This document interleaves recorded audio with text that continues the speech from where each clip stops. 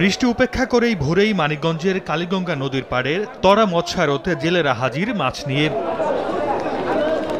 আড়তে মাছের সরবরাহ কমায় সপ্তাহের ব্যবধানে প্রকারভেদে প্রায় প্রতিটি মাছে কেজি প্রতি দর বেড়েছে ৫ থেকে ১০ টাকা পর্যন্ত। গত সপ্তাহে ২৭০ থেকে ২৮০ টাকা কেজিতে বিক্রি হওয়া রুই মাছের বর্তমান দর ২৯০ থেকে ৩০০ টাকা। এছাড়া ১০ টাকা বেড়ে মিরকা ১৫০, শিং ২৮০, পুঁটি ১১০ টাকা কেজিতে বিক্রি হচ্ছে। তবে বৃষ্টির কারণে আড়তে ক্রেতা কম থাকায় বেচা বিক্রি কম বলে জানায় আড়তদাররা। আজকের দাম বেশি, কারণ আমদানি কম হয়েছে, বৃষ্টির কারণে বন্যা চলতেছে। আজকে একটু মাছের দাম বেশি মনে হচ্ছে। বিভিন্ন পদের মাছ পাওয়া যাইতেছে, গুলশা, ট্যাংরা, জিওল, আপনার বাইম। এখন জন্ম সনদ দিয়ে খোলো বিকাশ স্টুডেন্ট অ্যাকাউন্ট, নিজের বিকাশ নিজে কর।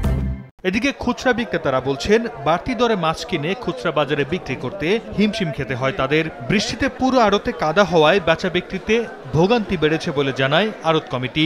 কাদার জন্য মাছ বেচতে পারতাছি না আমরা, এই আমাকে অভিযোগ শুনতেছে না। এই কাদার জন্য বাজারে কোনো কাস্টমার ঢুকতেছে না, ক্ষতিগ্রস্ত আমরা হইতাছি।